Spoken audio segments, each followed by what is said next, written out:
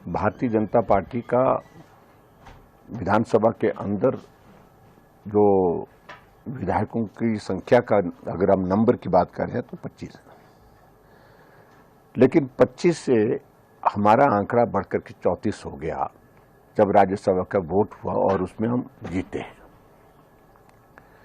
उसके बाद स्वाभाविक रूप से सरकार के ऊपर एक बहुत बड़ा संकट हो गया।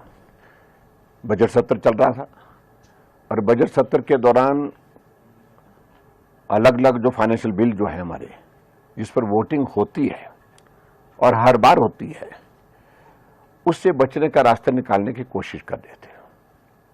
और पहले तो हमने जब कट मोशन पर हमने जब वॉइस वोट के साथ साथ में वहां पर डिवीजन मांगा, उसको अलाउ नहीं किया गया, उनके पास नंबर था नहीं।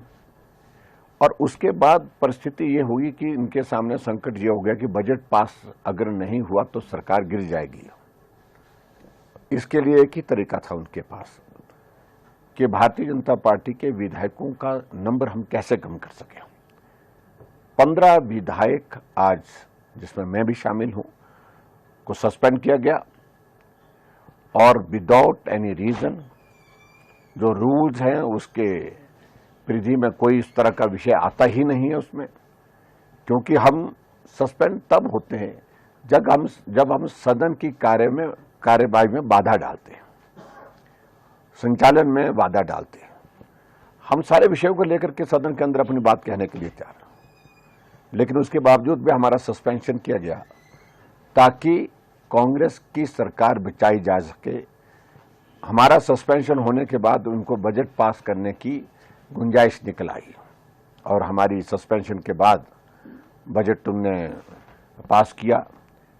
और मुझे हैरानी इस बात को लेकर के है कि 68 विधानसभा विधायकों की विधानसभा 100 से ज्यादा मार्शल विधानसभा के अंदर हमको उठाने के लिए, सदन से बाहर करने के लिए वहां पर बुलाए गए और वो हमको उठाने लगे, खींचने लगे।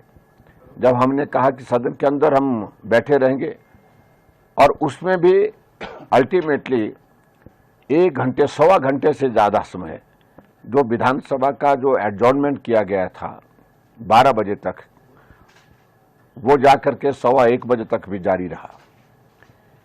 सारे नियमों की धज्जियां उड़ा दी गई वहां पर।